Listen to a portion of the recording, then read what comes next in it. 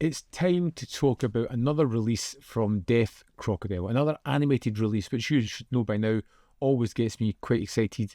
Gwen and the Book of Sand is a surreal and very atmospheric animated movie, just over an hour, 67 minutes. It tells a story of an old woman, Roseline, who is kind of on the edges of this sand tribe. We have Gwen, a young girl, and her friend who has gone missing. And she is determined to track down and find her friend. And Roseline is going to help her. Toi, fils de rien, tu as la tête vide. Alors écoute-moi bien. Tout ce qui nous arrive est de ta faute. C'est toi que le Makou devait emporter. Et tu le sais bien. It's a movie where the plot is secondary. At best, is all about this mood and atmosphere as they move through this strange wilderness, as they have these strange rituals that throw unusual materials into their desert land, as they struggle to survive in this barren and harsh landscape.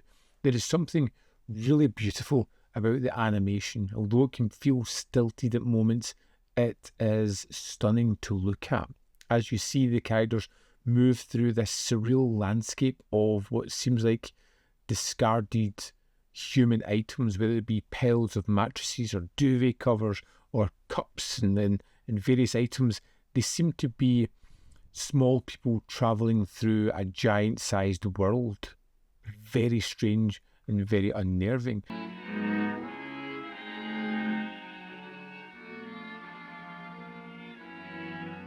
And although it doesn't have a straightforward plot line, it did put me in the idea of Fantastic Planet, La Planète Sauvage, which I felt had a somewhat more cohesive story, but I still had that kind of feeling about it, and that is very much delivered within Gwen and the Book of Sand. Some of the images in this one, and the mood that's created throughout it, is just mesmeric. The way you see people traversing the land quickly with stilts was an interesting idea, and it makes for stunning imagery. But there are many moments like that throughout the film.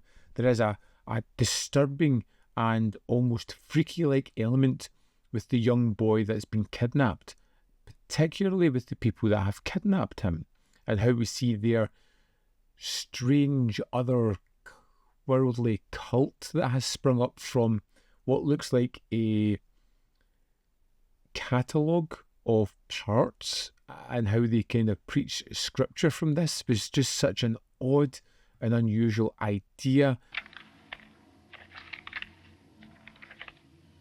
Ce soir, nous ouvrons le livre au chapitre intitulé.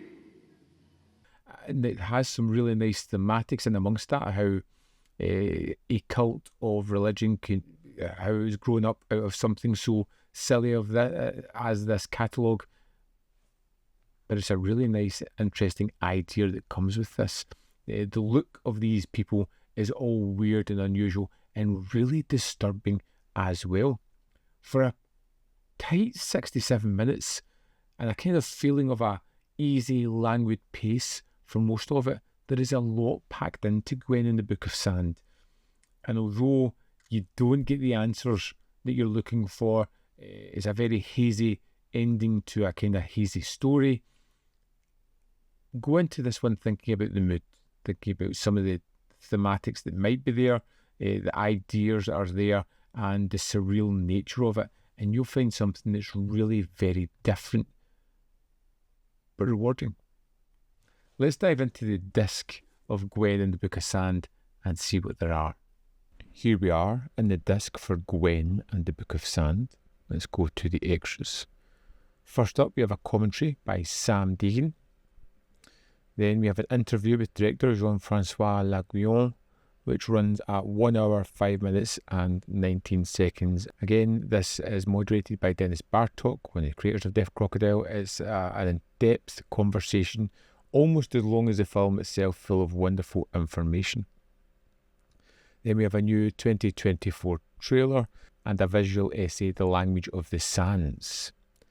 Also included in this set is a 58-page booklet. Now, there are two written essays in here, but one thing that I really loved that was included was Once Upon a Time There Was Gwen by Jean-François.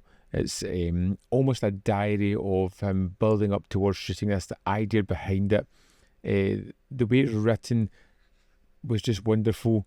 This idea of their influences, how they're going to make the film. It's just a terrific read and absolutely essential if you loved the film. And that's the extras for Gwen and the Book of Sand. There we have it. Out now, another strange and unusual discovery thanks to Deaf Crocodile. I just love all of their animated stuff that they've released so far. It's all been very different, all been very fun, and sometimes just absolutely wonderful. I'd love to know your thoughts on Gwen and the Book of Sand, so let me know in the comment box below whether you love it, hate it, or feel somewhere in the middle. As always, there is more content up here. You can see more of my stuff. In the description box below are links to Patreon, membership program, manvfilm.com, always in which you can support me. Thanks for watching. See you next time.